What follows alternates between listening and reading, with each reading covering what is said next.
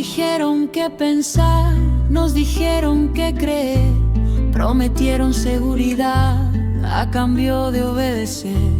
Cada norma, cada ley, un ladrillo en la pared, pero el miedo se rompió cuando empezamos a ver que el poder no es infinito, que la jaula es de papel y el gigante se hace chico cuando dejamos de creer.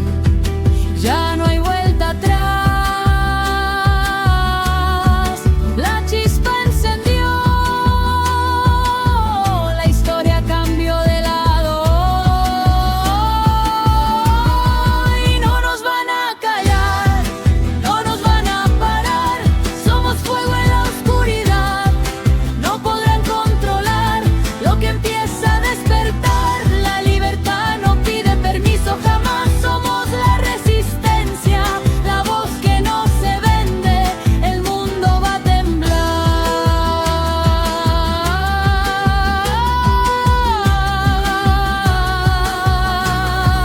No nos van a callar.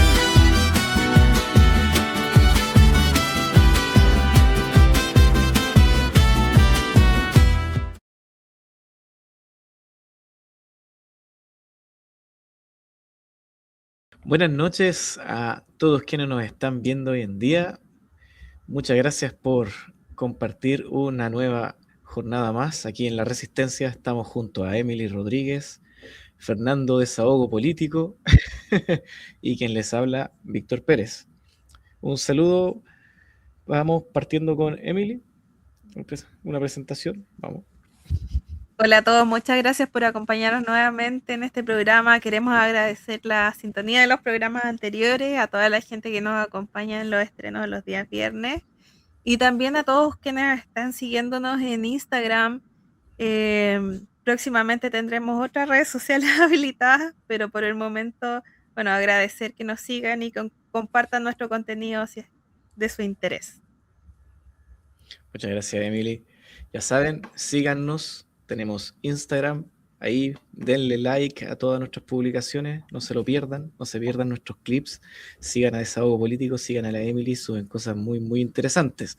Fernando, ¿algo que quiera decir al inicio?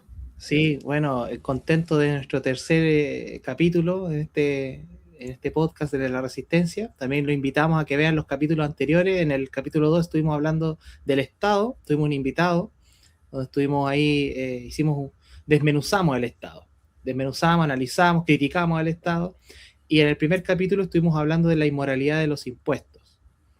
Así que los dejamos invitados a que nos sigan ahí. Hoy día queremos hablar un poquito, entrarnos en algunos temas de economía que son muy interesantes para aquellos que seguimos la escuela austríaca, nos gusta el libertarismo, y bueno, este es un programa esencialmente libertario, así que los invitamos a que también hagan sus preguntas en el chat. Si no están de acuerdo con nosotros, también háganlo saber, por favor. Sus comentarios son muy importantes porque la idea es ir creciendo y aprendiendo en conjunto, y también ir discutiendo nuestras ideas, porque nosotros somos soñadores de una sociedad libre. Entonces estamos abiertos al diálogo y queremos no solo compartir lo que pensamos, sino también saber lo que ustedes piensan, y ver cómo podemos de alguna manera pensar en una sociedad mejor y más libre. Y que impere el orden espontáneo en este Muchas gracias, La Fernando. frase oficial. Sí, nunca falla, vamos. Bueno, en este programa vamos a tocar un tema muy interesante, como indicaban aquí mis contertulios. Vamos a ver un tema económico que muchas veces se da por sentado o por ignorado, dependiendo de la persona, ¿ya? Y que puede cambiar completamente la percepción de cómo vemos todo, la vida, el trabajo, las empresas que emprendemos, ¿ya? Nuestros proyectos personales. Cada decisión que tomamos en la vida no nos damos cuenta que está basado en un concepto que ya hace muchos años atrás fue definido por unos economistas, incluso estudiado mucho más atrás en la escuela de Salamanca, por ahí por unos catedráticos, muy interesante, y ese tema es el valor subjetivo. ¿Ya? Cabe decir que no podemos decir solo el valor, porque si nos quedamos solo en esa palabra, vamos a caer en tener que definirla, y podemos definirla desde muchos ángulos, pero debemos saber qué es el valor para nosotros, para las personas, los seres humanos, que estamos todo el tiempo intercambiando no solo bienes y servicios, sino que también nuestro tiempo, nuestro esfuerzo, nuestras ganas de hacer cosas, de todo estamos intercambiando constantemente, y cuando nos damos cuenta, nos vemos que todos elegimos distinto, ¿no? A ver, ¿qué crees tú, Fernando? Bueno, algo que me agrada mucho de la escuela austriaca, y cuando habla Karl Menger de la teoría del valor subjetivo, es que de alguna manera le da sentido a las decisiones que toman las personas frente al mercado. Porque si hay algo que busca el socialismo, algo que buscan los políticos que tienen esa obsesión de controlar a la sociedad, y lo hacen de forma coactiva, de forma inmoral, ¿cierto? Es que en el fondo ellos te quitan esa atribución y te engañan en cierta medida. ¿Sí? El socialismo es una estafa, digamos, que utiliza la democracia para de alguna manera engañar a las personas respecto a que no son realmente libres, o que la libertad es delegar al otro el poder de la responsabilidad, ¿no? Entonces me agrada mucho que en el fondo en la escuela austríaca releve en la persona, en el consumidor, en la persona que manifiesta un problema que requiere una solución, en un otro que de alguna manera, de forma consensuada, logren establecer los acuerdos necesarios para resolver ese problema. Entonces me agrada porque eso de alguna manera sitúa a la persona y enseña de que existen mecanismos desde el mercado en el cual uno puede adquirir la libertad que uno añora, ¿cierto?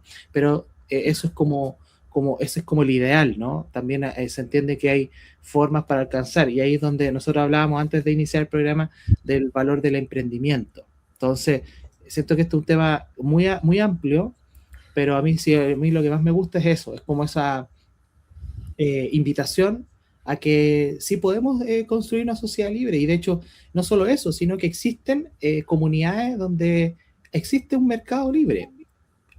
Incluso existen mercados que son asediados por el Estado, que atentan contra esa libertad, contra esa espontaneidad del mercado, que atentan contra la naturalidad del mercado. Entonces ahí yo pienso, Víctor, me han comentado buenos amigos en este equipo que tú estás haciendo un aporte a la sociedad respecto a eso, que quieres enseñar a muchas personas que esto quizás lo tienen de forma intuitiva, y yo sé que tú ahí estás elaborando algunos proyectos que pueden ser muy útiles, y de hecho eso entiendo que también la escuela austríaca habla del valor de la utilidad, o la virtud de la utilidad, no sé si está bien dicho eso, y estás creando un proyecto, ¿no? A ver si cuéntanos un poco sobre eso. Así es, me encuentro en este momento escribiendo un pequeño libro, ¿ya? Que justamente quizás podemos ir diseccionando a lo largo del programa de hoy, debido a que su enfoque central es lograr dar a entender este concepto de valor subjetivo a las personas, porque todos en realidad estamos valorando constantemente, ¿ya? Cuando escogemos entre un bien A y un bien B, por ejemplo, escuchar música con audífono o escuchar música sin audífono, ya estamos haciendo una valoración, y esa valoración es subjetiva, ¿ya? ¿Por qué es subjetiva? Que eso y también es importante entenderlo, porque uno puede decir, no, pero es que según este criterio 1, 2 y 3, para mí es sumamente objetivo. Exacto, para ti. Pero para tu vecino ya no lo es. Por eso es subjetivo, porque cada uno tiene su propia valoración sobre lo que está prefiriendo, lo que está eligiendo. Y a lo largo de ese libro, que para que lo sepan, se llama Este libro no vale nada, porque depende de ti si vale algo o no, es donde espero poder llevar a todas las personas, desde jóvenes, idealmente 12, 13 años en adelante, hasta adultos mayores que quieran entender estas bases económicas y esta forma de poder ver el mundo, el conocimiento económico justamente basado en la subjetividad del valor. Emily, dime, ¿qué piensas tú sobre el valor subjetivo? Sobre tu libro, está buenísimo, de hecho lo estoy leyendo. Sí. Pero más allá de eso, yo creo que la teoría de la subjetividad del valor que nace con Menger, vamos a poner el contexto histórico un poquito, en el 1871, cuando él publica su libro Principios de Economía Política, es revolucionario porque marca, de hecho, el nacimiento de la Escuela Austríaca de Economía y el inicio de lo que conocemos después como la Revolución Marginalista. Entonces, es el evento canónico que marca el inicio ya de la Escuela Austríaca. Pero lo curioso de esto es que no fue solo Menger el que pensó en este valor subjetivo, sino que fue Karl Menger, fue Stanley Gibbons y fue Walras también. O sea, surgió espontáneamente en 3 personas. Así es. ¿Qué nos damos cuenta, o qué notamos con esto? Que en realidad, cuando Hayek habla de que el conocimiento es disperso, imposible concentrarlo en una sola persona. Y que estos 3 personajes llegaron a una conclusión que fue fundamental para el desarrollo de la escuela austríaca, que es el valor no depende del trabajo, tampoco depende de los costos, sino que de la utilidad marginal que las personas asignan a los bienes. Entonces ahí introducimos el concepto del que hablaba Fernando, que es la utilidad marginal. Entonces, este concepto de la utilidad, del valor, quizás es un poco complejo de entender, pero pensemos que es un punto de partida súper simple. O sea, ¿qué apreciación tengo yo sobre un objeto o sobre un servicio o sobre una persona? ¿Ya? El valor, más allá de ser algo en número, crece en relación a los fines que tenga el individuo. Exacto. Entonces, eso es lo importante, que ya el valor no es algo objetivo, porque antes parecía como lógico pensar que las cosas valían según el trabajo que le incorporaban, como la teoría del valor trabajo típica de que todos los comunistas creen. Entonces, después nos damos cuenta que en la vida real no es así. En la vida real, y está esta historia famosa del valor del agua en el desierto, ¿te fijas? Entonces ahí relacionamos esta distinción entre que no es lo mismo valor que el precio, que el valor es subjetivo, es psicológico e interno, y que depende de la apreciación que yo tenga de ese bien en particular. Entonces, es bien profunda la reflexión que nos invita a hacer, y de hecho hay muchas industrias que se mueven en torno a este valor subjetivo. Sino, fíjense, de un momento a otro, en vez de vender productos, las empresas empezaron a vender experiencias. El marketing, en vez de ser un marketing netamente de producto, empezó a basarse en otras valoraciones. El concepto de experiencia de cliente, ¿le otorga más valor o menos valor a mi producto? Y no es por la cantidad de trabajo que yo le incorporo al producto, sino que es netamente por el valor que percibe la persona. O sea, el valor subjetivo. Excelente forma, Emily, de abordarlo. Eso es lo entretenido justamente de este concepto, que yo creo yo sienta las bases de un cambio de paradigma mental cuando enfrentamos la vida, ¿ya? Por ejemplo, ¿quién no ha caído o quienes no hemos caído muchas veces en criticar las decisiones de los demás? Porque, pero ¿cómo hace eso? ¿Por qué se compró esa cuestión? Yo no lo haría. ¿Qué cosa más subjetiva acabo de decir? Entonces, el hecho de que alguien prefiera un bien y yo no, me está hablando indirectamente, bueno, en realidad es sumamente directo, pero yo no lo estoy notando en ese momento, de que mi valoración es subjetiva y la de él también, y él valora aquel bien. Puede ser una televisión gigante y yo no necesito una televisión gigante, tal vez ni siquiera me gusta ver tele, entonces ¿por qué gastar esa plata en una televisión? Yo lo gastaría, qué sé yo, en una cocina más grande porque me encanta cocinar. Anda a saber, ¿ya? Pero justamente es ahí el meollo del asunto, porque también empezamos a confundir dos conceptos de valoración que son distintas.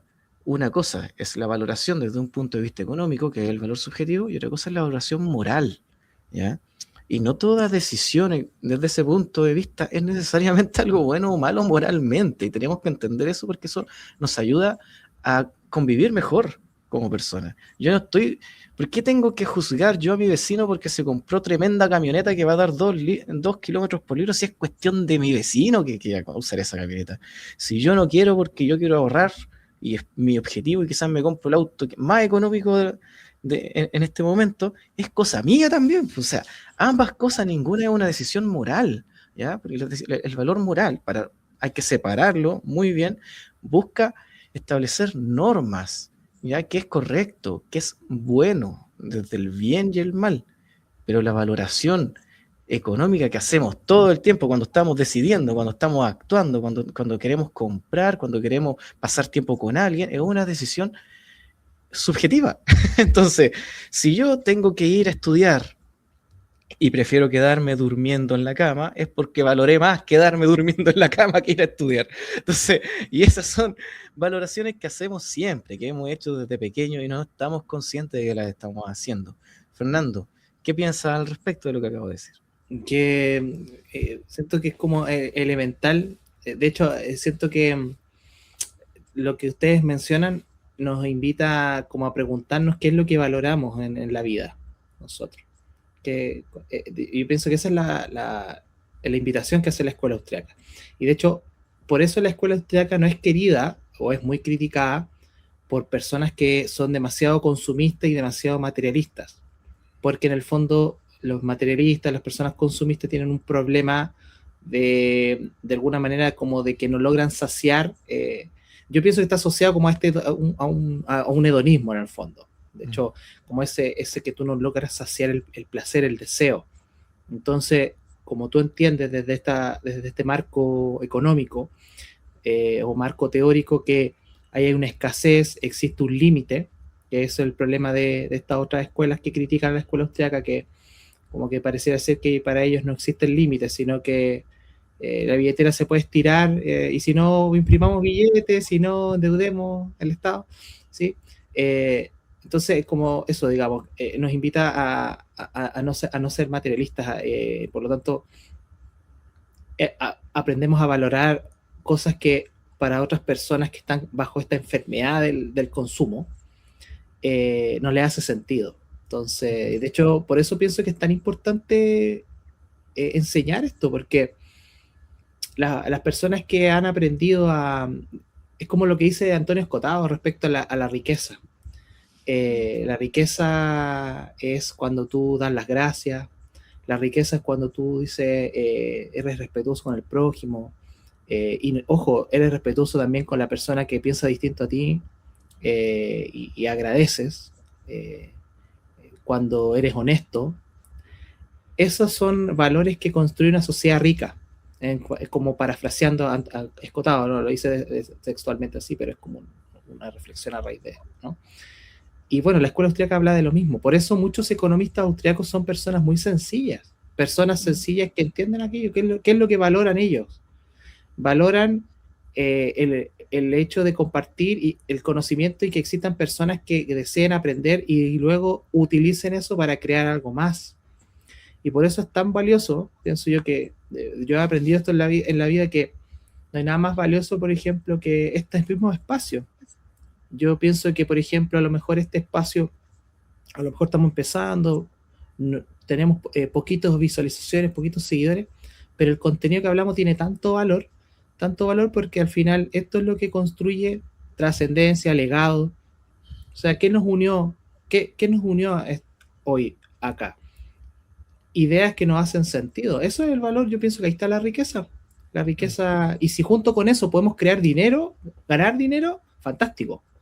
Eso es lo importante. O sea, tratar de unir aquello y pienso que, como volviendo a lo que decía al principio, ¿qué es lo que valoramos en la vida?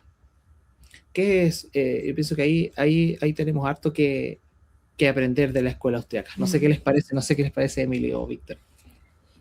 Sí, a mí me parece que tiene mucha razón. De hecho, cuando uno lo analiza desde el punto de vista económico, te das cuenta que en la visión austríaca, la causalidad económica no fluye desde el consumidor hacia los productores.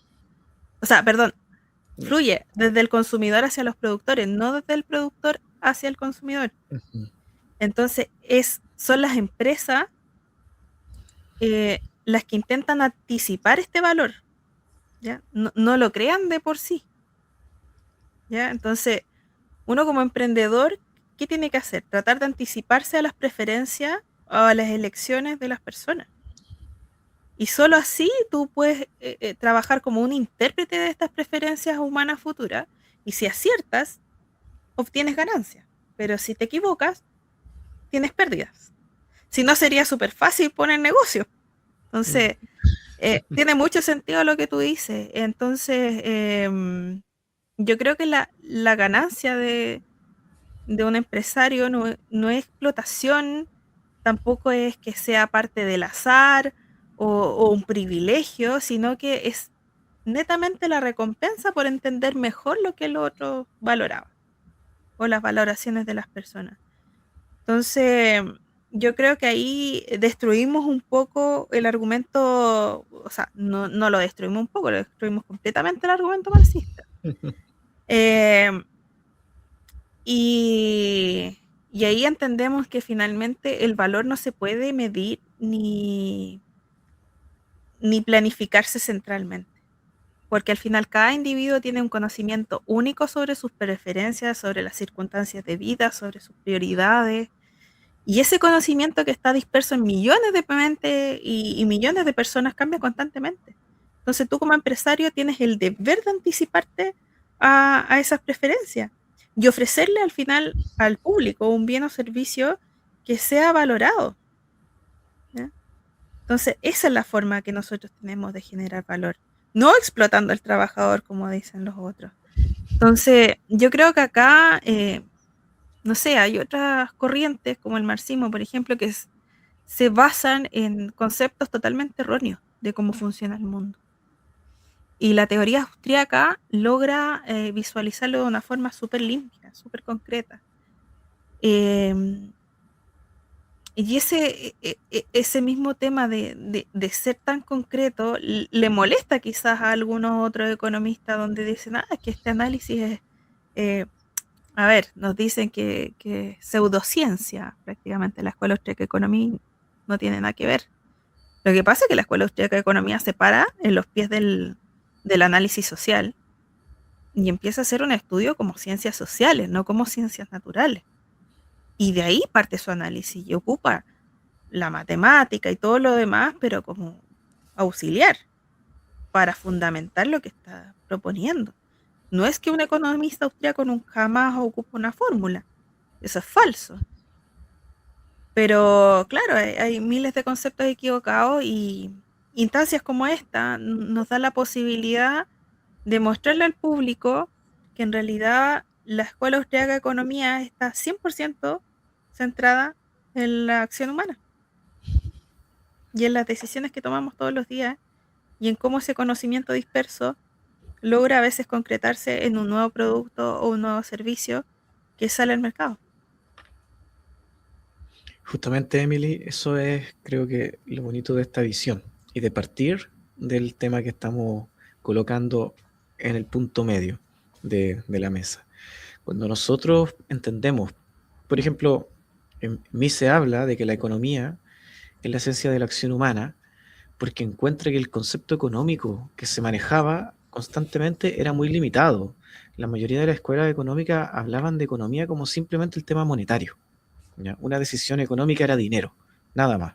Dinero, moneda, o sea, bien de consumo, fin. No había detrás una persona que estaba tomando decisiones subjetivamente, constantemente en su vida, y que estaba eligiendo. Entonces él lo plantea desde el punto de vista, no, la economía es mucho más amplio, y de hecho deja el tema monetario a una palabra que a mí me encanta, que es la catalaxia o la cataláctica, que justamente viene de intercambio en griego. Y eso es una cosa muy, muy, muy interesante, porque claro, saca un poco esta como como estigma que tenía la economía de ser simplemente el problema de la plata, por decirlo de una forma bien sencilla, y dice, no, en la vida estamos todo el tiempo haciendo economía, tú no te das cuenta y estás haciendo economía. ¿Por qué? Porque estás eligiendo, estás actuando, estás decidiendo, estás teniendo incentivos, estás pensando en fines y estás buscando medios para alcanzar esos fines. Y hablo justamente también de eso en el libro, por si acaso. Y ahí hay algo que creo es muy importante que toquemos, que Emily lo decía, el servicio de la acción humana, en este caso del espíritu emprendedor de las empresas. O sea, uno, ojo, de la empresa, muchas personas tienen la concepción de empresa como una entidad que flota en el aire, como una cosa media abstracta, así. Son personas actuando. Nada más. De hecho, Tomando decisiones todos los días. tomando decisiones. Si tú buscas una de las definiciones de empresa, es justamente el proyecto que uno tenga, ¿ya? Eso es una empresa, es un proyecto. Entonces, todos están haciendo empresa cuando cuando actúan y deciden y quieren influir. Y si tú quieres actuar bien y entiendes que el valor es subjetivo, entonces tú ya no piensas en hacer un producto o entregar un bien pensando en ti, sino que piensas en qué quieren los demás, qué les gustaría a los demás, qué están valorando el resto. No que estoy valorando yo en este momento, quizás yo estoy valorando tanto quedarme acostado hasta las 4 de la tarde, pero si no voy a ganar plata.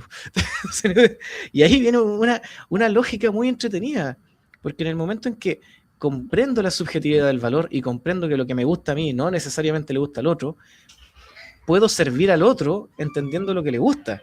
Y vamos haciendo empresa y vamos progresando y vamos sirviendo al resto. Y se genera un círculo virtuoso muy bonito y inevitablemente terminamos hablando de mercado, lógicamente, pero creo que ese es un tema para otro video, que es muy, sí. Da para mucho, pero llegamos a la conclusión de que, claro, ahí empezamos a intercambiar, porque entonces si yo quiero satisfacer mis necesidades, lo puedo hacer satisfaciendo la de los demás, pero ¿cómo comprendo las necesidades de los demás? Las comprendo cuando entiendo que todos tenemos necesidades distintas porque son subjetivas y por ende valoramos cosas subjetivas. Fernando, ¿qué piensas sobre aquello? Que me gusta que se rescate como lo positivo de la empresa, porque lamentablemente es un concepto que se ha ido como distorsionando de una forma con una connotación negativa. Y eso le ha hecho un daño justamente al desarrollo de las personas. O sea, cuando hay gente que ve la empresa como algo malo y buscan palabras nuevas para tratar de dar una connotación más positiva, lo que se está haciendo es como quitarle la naturaleza, lo que es como quitarle lo natural. Yo pienso que eso es lo que me gusta la escuela austríaca, que rescata lo natural.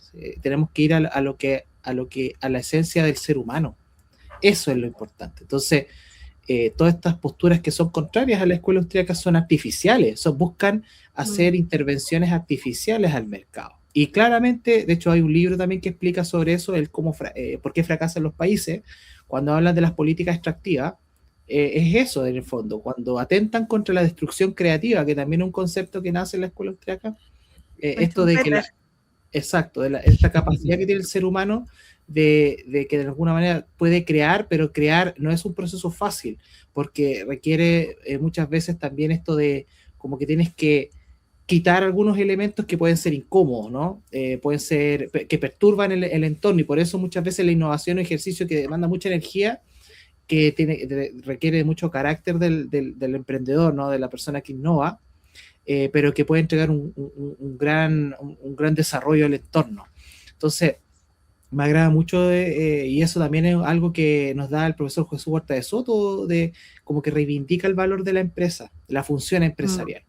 Entonces pienso que eso es muy importante, porque de hecho, ¿sabes qué pensaba, Víctor y Emily?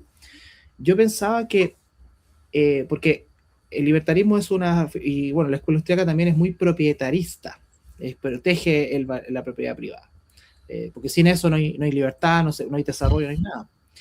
Entonces yo pensaba, bueno, quizás por mi profesión, el ser psicólogo, decía, pucha, qué importante la propiedad privada primaria, el estar bien uno mismo. Si uno, de hecho, también para mí es muy curioso, porque yo me he dado cuenta que hay personas que pueden estar muy deterioradas, y eso les quería hacer una pregunta al respecto a eso, como hay personas que pueden estar muy deterioradas en su mente, porque eso es parte de la propiedad privada primaria, pero que aún así pueden generar alta cantidad de recursos. Pueden generarlo quizás, y podemos entrar en profundizar por qué. Quizás ahí es donde está esta característica artificial, que hay personas que generan riqueza, pero de forma, de alguna manera, no ética. Por ejemplo, cuando hacen estas asociaciones con el Estado, cuando obtienen riqueza desde el asistencialismo, cuando obtienen riqueza desde el pasar a llevar a los demás, como el robo de forma ilegítima. Entonces, claro, pues la escuela austríaca es una postura ética, porque en el fondo te enseña a producir riqueza de buena forma, como naturalmente como corresponde. Bueno, como esto pensaba eso de lo importante que es estar bien en uno mismo para poder producir bien.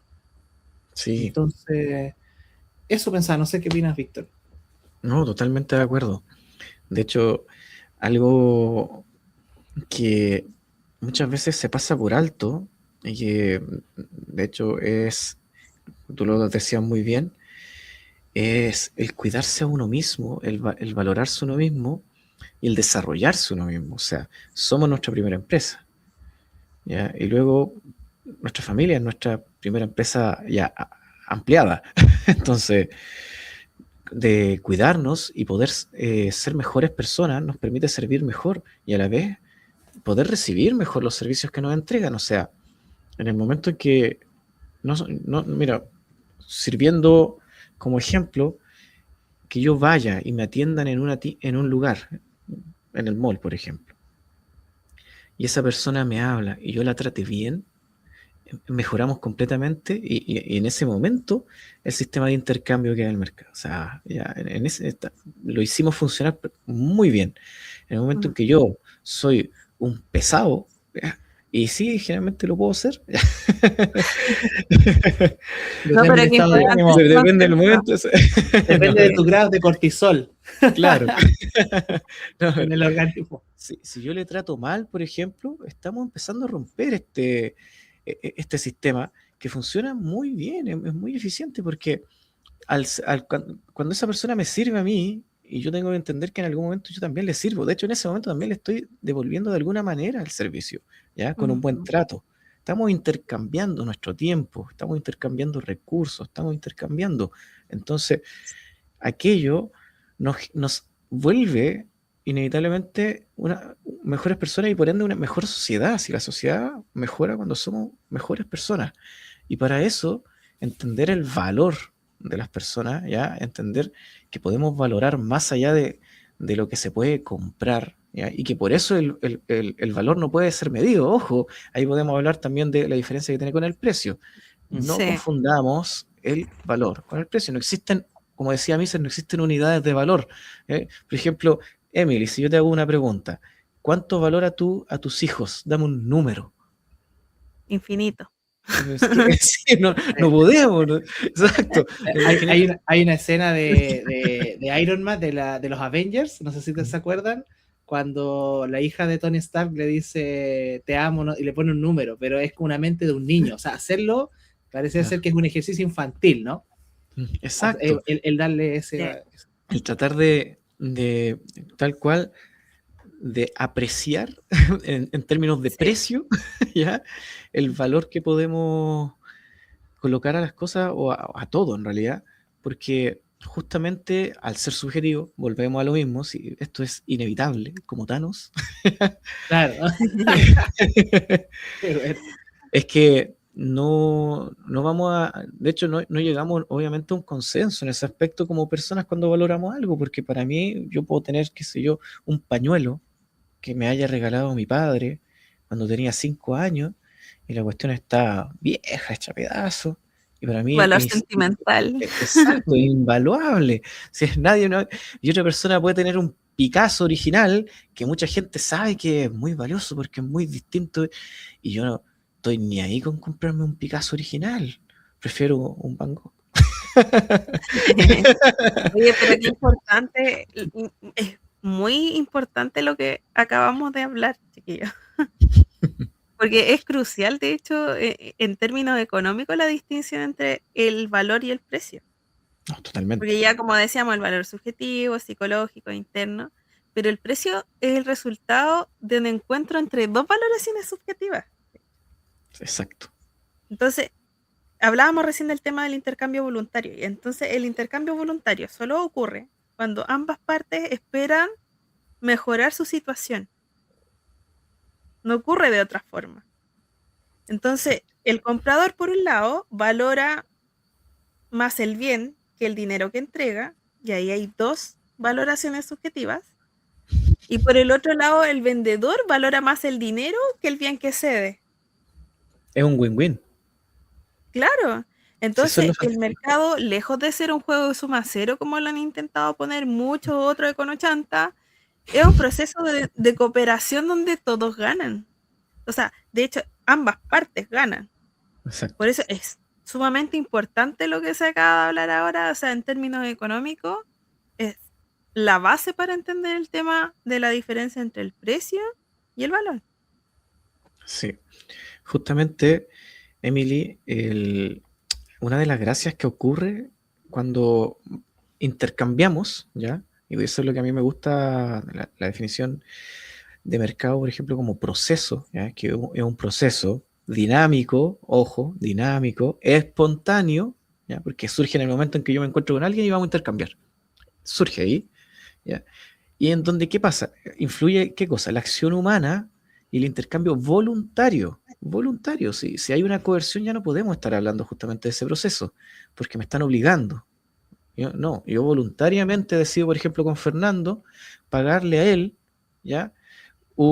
El precio que él decida o que podamos acordar, porque se puede negociar, ojo, nunca se sabe quizá, las sesiones que él me puede dar a mí como psicólogo, porque yo valoro más el servicio que él me entrega que el estado en el que yo estoy en este momento. Y deseo cambiar mi estado, y ahí podemos, de nuevo, podemos hablar de medios y fines que están en el libro, para que lo lean, no se lo pierdan, cuando esté listo. ¿Ya?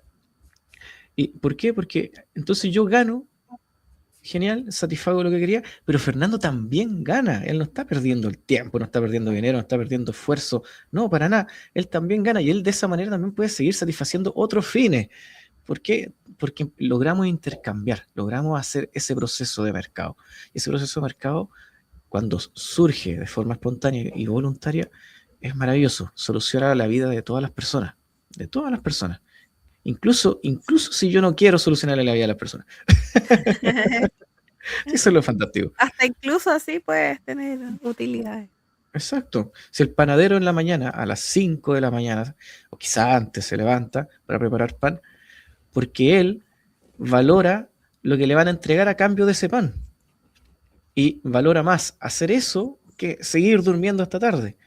Y de esa manera, aunque ese panadero, nosotros pensemos en el peor panadero del mundo, la persona más desagradable que se nos pueda pasar por la cabeza, un tipo que no te quiere ni hablar, y aún así nos está ayudando a todos. ¿Ya? ¿Por qué? Porque su valoración subjetiva converge con las de otro y se genera este proceso de mercado que es muy interesante. Vale más el hambre que tenemos en la mañana de comer la marraqueta que tu gente que la cara que nos ponga el panadero. Eso es fantástico, porque justamente cuando logramos comprender esto, empezamos a construir una mejor sociedad. Fernando, ¿tú qué piensas?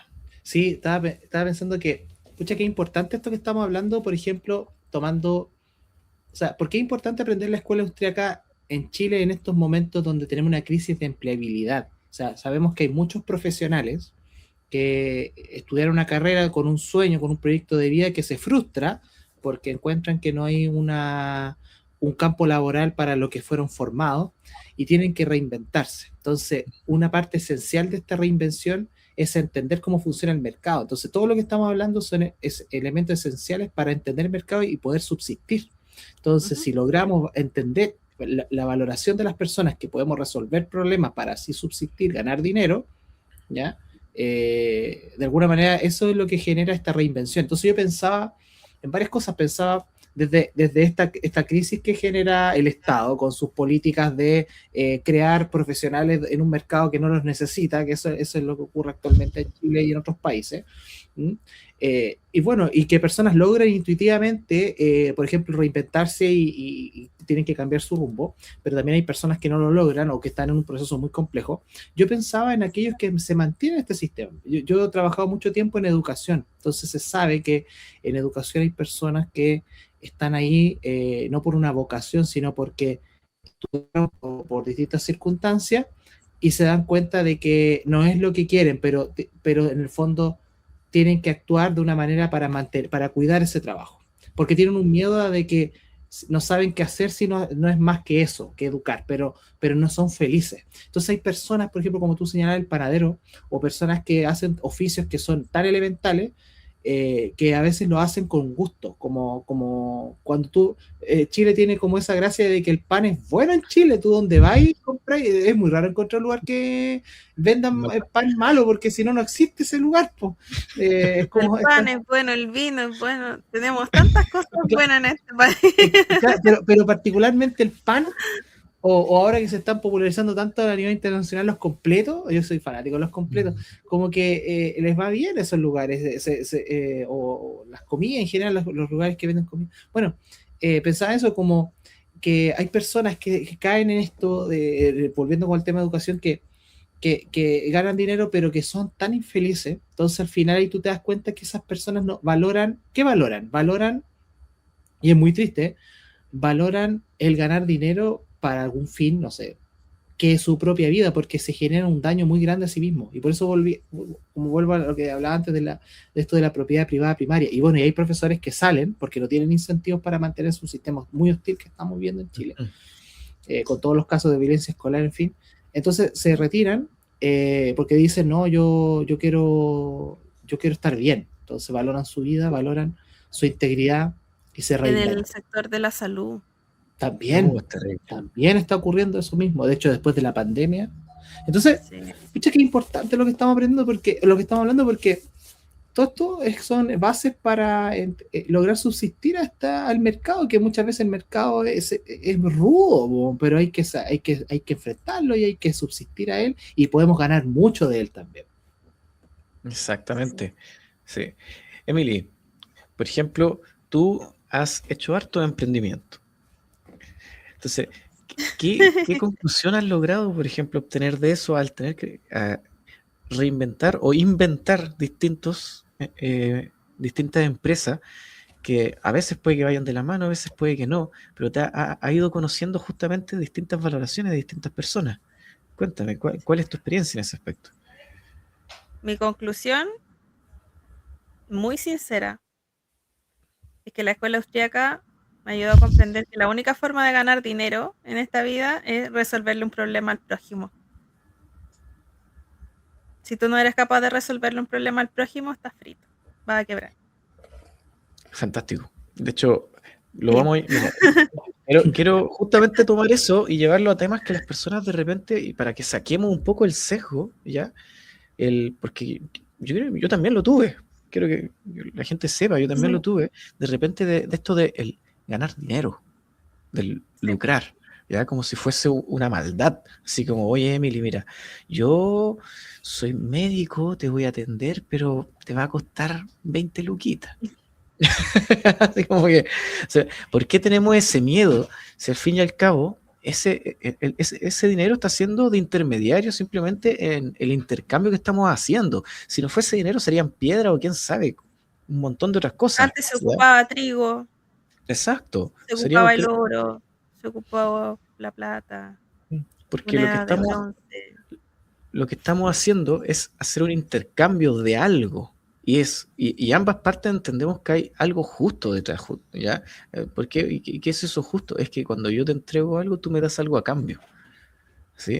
Claro. No es interesante lo que dices del dinero, porque el dinero no es valioso por naturaleza.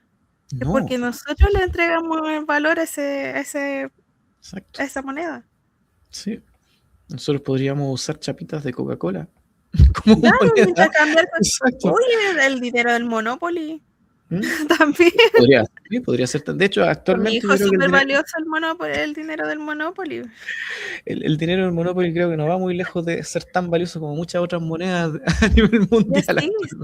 Por eso, o sea, es importante eso, porque, en fin, el dinero no es valioso porque por ser dinero, por tener una carita impresa y ser un billete y decir 20 lucas, no. No, No es por justamente. eso que vale el dinero. Y ahí es algo Y muy, el muy dinero no es bueno. neutral. Porque, A la que gente, grabado, no es cuan- neutral.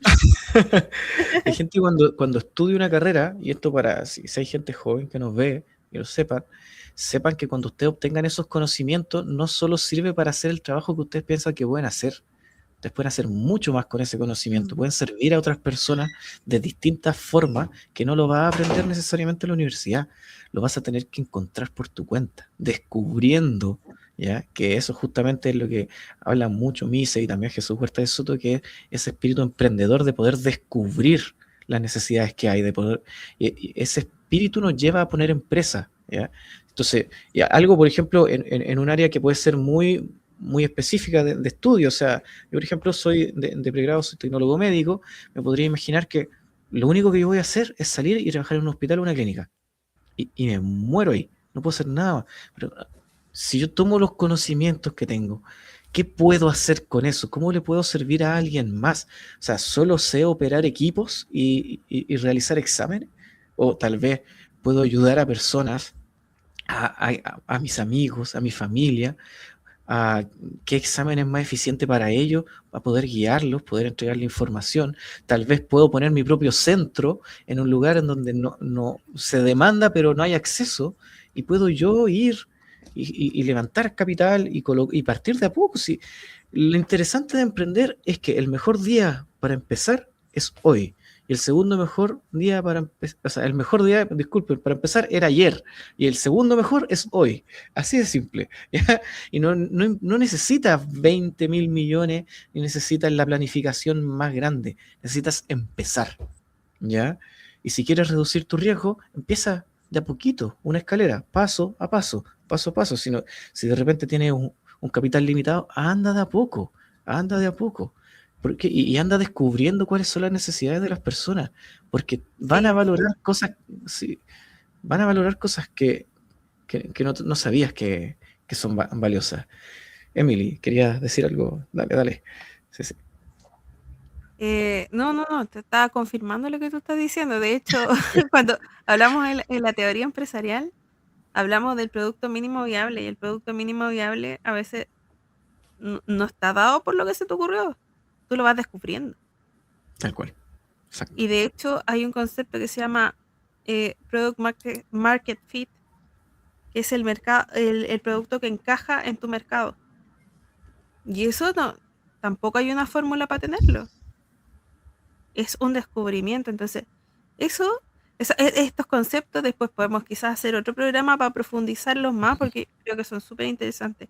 El del emprendedor austriaco, el del descubrimiento de mercado, cómo generamos estos productos, cómo ponemos precio.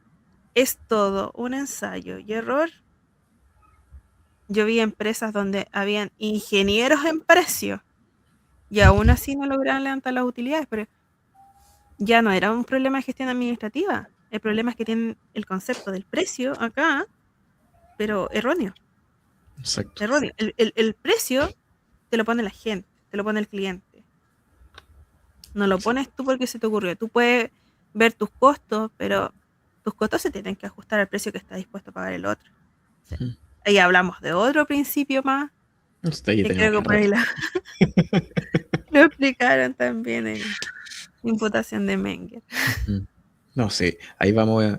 Creo que da para más programas, ya estamos como cerca de la hora y creo que da para mucho si tomamos lo que el valor subjetivo es una base que justamente nos abre, por ejemplo, lo que es la ley de imputación de precios, ¿ya? En donde cambia completamente nuestra concepción de los precios. Luego podemos hablar de que los precios son señales y también son registros El históricos. sistema de ¿Ya? precios. Exacto. Eso es todo un tema. Yo aquí, por ejemplo, un dato, si es que me ve alguno de mis clientes, ya trabajo directamente con un mercado que tiene un mercado secundario detrás, ¿ya? Que son las cartas Pokémon. No sé si han escuchado hablar de eso.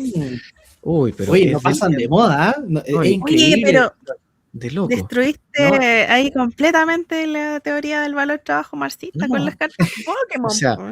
imagínense que me llegan clientes, nosotros no vendemos cartas, pero saben que yo sé algunas cosas. De hecho, Y es hay una muy que- buena forma de hablar de esto con los niños. En vez de hablar de dinero, hablar de cartas Pokémon. Perfectamente. Los niños lo entienden, pero súper bien. como dato, las cartas Pokémon actualmente se están usando casi como refugio, así como el oro. ¿Ya? Sí, no, Curioso. Oye, sí. pero Sí. mira que es súper simple. Es un Sí. cartón con un dibujo Es un impreso. cartón, exacto. Pero no es cualquiera, tienen brillito especial, no es que son ¿Cuánto te raros. costó producirlo? Claro, Oye, por Nada. ejemplo, edición limitada, que algo están con su funda. muy Sí, pues, interesante. y aún así logran tener valores estratosféricos. Yo el otro día No, veía un gallo totalmente. que le salió una carta que valía, no sé, $20,000. Pero Tengo una cosa que- impresionante. hay clientes que me preguntan, mira, me salió esto, ¿en cuánto lo puedo vender? Y le digo, ¿cuánto vale para ti? Buena, Es- buena. ¿Ya? ¿Cuánto Me vale para dejaste ti? más que ocupado. No, sí, y quedan locos porque estamos tan acostumbrados, ¿ya? A que el valor está asociado a algo objetivo, que hemos anulado nuestra propia capacidad de valorar, incluso muchas veces. Ujú. Cuando inconscientemente lo estamos haciendo todo el tiempo, pero cuando hay que hacerlo a conciencia, ay, ¿cómo valoro esto? ¿Qué precio le pongo? Ah, ya, empecemos. Entonces, ¿cuánto vale para ti? No, es que vale para mí 100.000 pesos. Ya. ¿Y cuánto están dispuestos a pagar los demás? Y empezamos. ¿Ya? ¿Cuánto vale para los demás? Pucha, habrán personas que para ellos no vale nada. Habrán personas que vale quizá un poco más, un poco menos, y empezamos a ver. Entonces, mira, prueba con tal precio y empieza a negociar. Y esa es la gracia de hacer mercado, ¿ya? Empieza a Pero si negociar. eso es una negociación, al final todo es negociación. Exacto, y listo, y vamos para adelante. Y eso, lo interesante es que es dinámico, ¿ya? Algo, no es algo fijo, algo estático que yo puedo dejar y esta cuestión se queda en 100 lucas y vale 100 lucas hoy día, mañana y para siempre.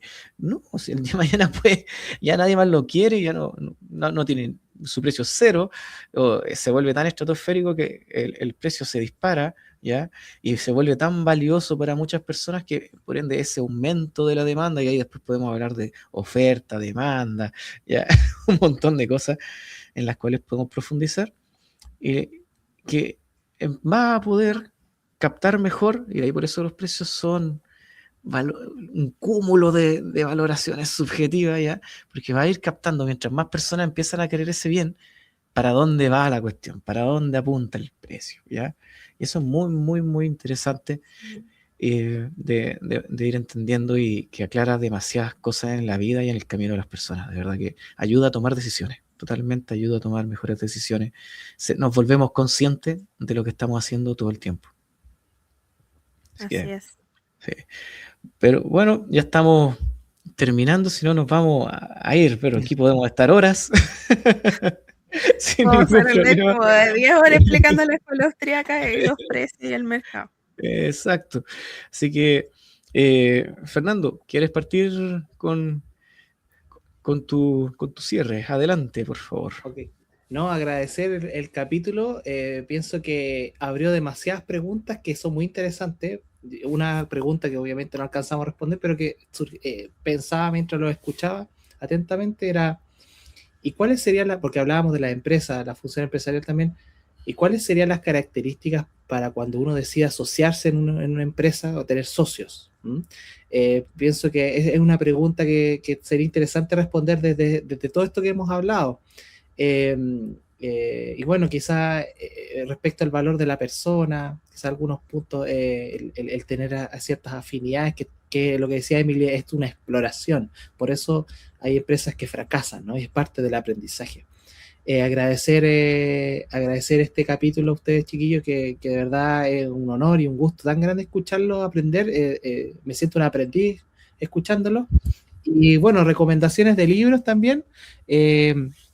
A raíz de todo lo que hemos hablado, no sé si se alcanza a ver, de Gabriel Zanotti, Introducción a la Escuela Austríaca de Economía, ¿ya?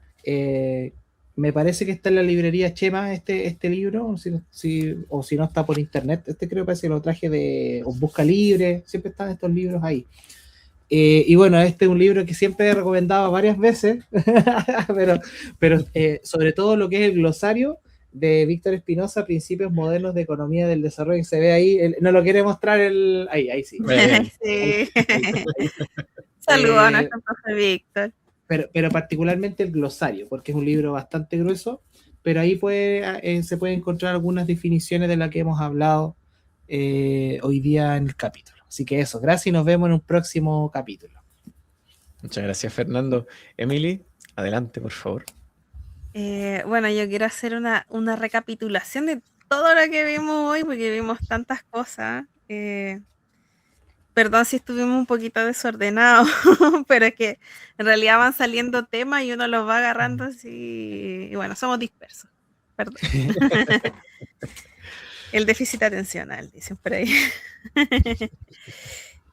Nada, pues entender que al final la teoría del valor subjetivo finalmente transforma la forma en que entendemos la economía, en que entendemos el mercado, en que entendemos cómo funciona todo esto, que los bienes no tienen un valor por sí mismos, sino que todo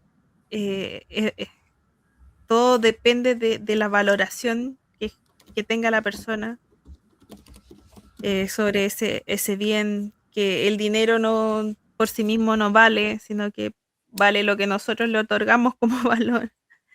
Y que todo el valor surge al final de lo que al ser humano le importa, ¿ya?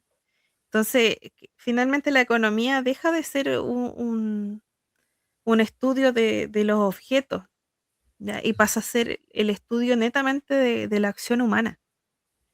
Eso me gustaría dejarlo como mensaje. Finalmente lo que estudiamos cuando estudiamos economía, estamos estudiando las decisiones que toma cada persona y las valoraciones que hace, y es todo un sistema. Y por eso nosotros hablamos tanto de que el valor subjetivo, de que el emprendimiento, de que el emprendedor, de que el mercado es un proceso dinámico, claro. O sea, la escuela austriaca nos aporta justamente eso, que finalmente la economía no es estática, no es una foto. No es lo que la econometría muchas veces nos dice, sino que tiene un análisis que va un poquito más allá. Entonces, eso, los invito a comentar qué les pareció el capítulo. Si tienen alguna duda, algún tema, también proponernos algún tema que quieran que veamos en las próximas ediciones. Yo también les quiero recomendar un libro. Bueno, todos los libros, los nombres se los vamos a empezar a dejar en las descripciones de los capítulos. Y el libro que les voy a recomendar es Valor, Capital e Interés, de Eugene von Bäver, que es quien desarrolló un poquito más después lo que es la teoría del valor, y en este capítulo, o en ese libro, perdón, desarrolla un poco lo que es el valor subjetivo, y la gracia de ese desarrollo que él hace es que se hace justamente después de la publicación, poquitos años después de la publicación de lo que hace Menger. Entonces es bastante interesante de leer, porque esto también ha ido evolucionando en el tiempo. Y eso. Muchas gracias, Emily. Muchas gracias. Y para cerrar, antes quiero contar una pequeña anécdota que estaba recordando ahí mientras te escuchaba, justamente, Emily.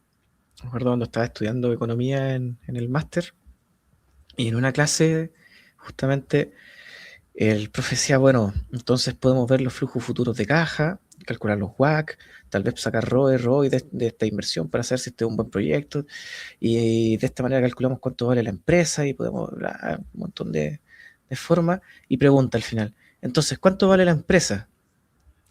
Ay, quedan todos así como, bueno, estábamos trabajando con unos modelos de empresa, y todos medio pillados, porque sacando cálculos y tirando números y la cosa. Y yo le digo, lo que están dispuestos a pagar los compradores.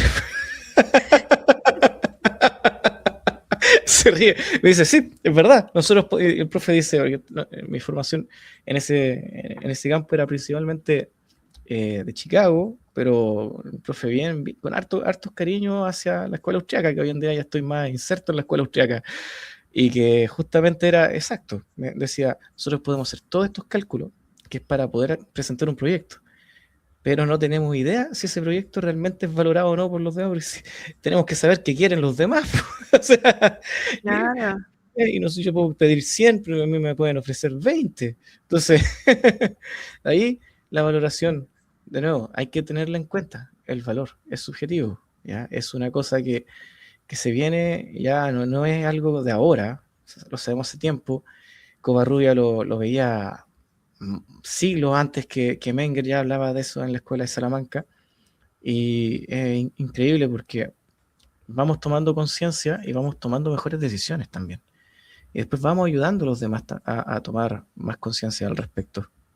Así que quería cerrar con eso, agradecer a todos quienes nos ven, nos siguen. Muchas gracias, dejen sus comentarios abajo, pónganle a la campanita, ya, síganos, pásenle este like. video, denle like, exacto, síganos en nuestro Valoren nuestro Instagram. contenido. Y compártele este video a su abuela, a su perro, a su primo, a todo el mundo, compártele nuestro video, porque para eso estamos, para poder seguir difundiendo las ideas de la libertad. Muchas gracias, y muchas gracias Fernando, muchas gracias Emily. Gracias a todos.